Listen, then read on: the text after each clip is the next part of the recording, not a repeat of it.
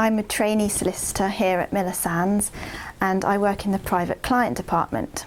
I'm going to talk a little bit about lasting powers of attorney for health and welfare matters. Several of our clients come in and want to discuss lasting powers of attorney for property and financial matters. Very few actually want to discuss lasting powers of attorney for health and welfare matters. The clients who do come in wanting to discuss health and welfare are often those who've been diagnosed quite recently with something such as Alzheimer's disease. It's critical when you do a lasting power of attorney that you still have your full mental capacity, and that's perhaps why people come in when they've had such a diagnosis. A lasting power of attorney gives your attorney, and an attorney doesn't have to be a solicitor, it could be a friend or a relative, the power to make decisions on your behalf. That power is an absolute power, and they can make the decisions as if they were you. That's how much authority they have. It's not unusual when somebody loses capacity for disputes to arise between family members or between family members, local authorities and medical practitioners.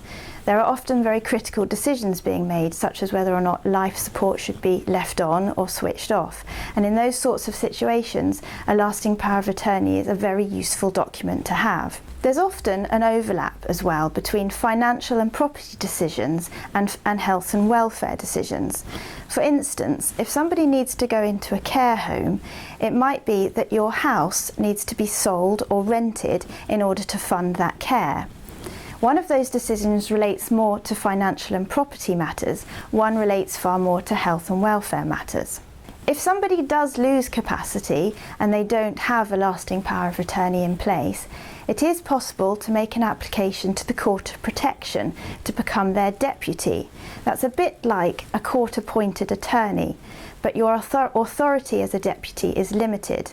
The process is also very lengthy and very expensive, and there's no guarantee that your application will be successful. Of course, it's quite unlikely that you will ever need a lasting power of attorney, but should you need a lasting power of attorney, it really is an invaluable document. If you're interested in discussing lasting powers of attorney, please do contact us.